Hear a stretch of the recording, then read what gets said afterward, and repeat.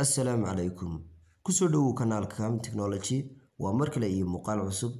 muuqaalkeenan maanta waxaan ku faahfaahin doonaa ama aan ku sharxi doonaa farsamo aad u cajiib badan taasi oo telefoonka gudihiisa ku jirta balse aadan ogeyn haddii aadan hore u ogeyn hadda baro ma rabo inaan hadal badan kugu sii daaliyo si aad ila aragtid muhiimadda muuqaalkan kusoo dhow muuqaalka faahfaahsan haddii tahay markii ugu horeysad kanaalka soo booqatayna ha ilaawin inaad subscribe dhahdo sidoo kale fiidiyowga aad like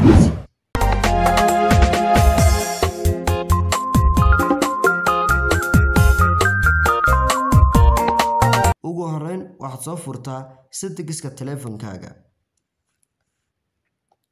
intaa ka bacdi xagga sare ee searchka ee wax laga raadiyo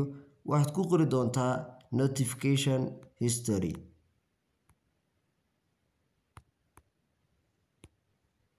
ayaad ku qori doontaa notification history markaad ku qorto waa taxan kaaga soo baxday oo aad ku dul dhufan doontaa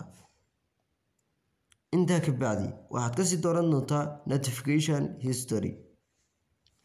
haddaba halkan off ayaa adiga kaa tahay siday aniga haddeer bayga tahay halkaas ayaad on ka dhigan doontaa ama waad furan doontaa intaa ka bacdi haddaba su-aasha isweydiin mudan ayaa waxay tahay optionkan muxuu muhiim leeyahay ama muxuu faa'iido leeyahay notification history wuxuu kaa caawin doonaa markii fariin lagu soo diro ee laga delete gareeyo qaybtan ay kuga hari doontaa fariin ayaa lagaaga soo diray qaybaha kala duwan ee social media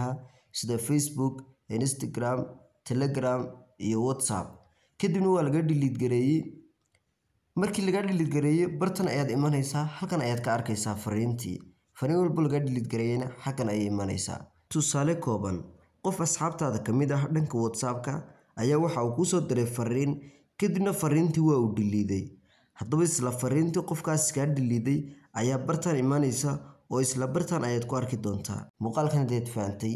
ha ilaawin inaad like garayso sidoo kale la sii wadaag saaxiibada aad iyo aad baad mahadsantahay see you soon insha Allah next video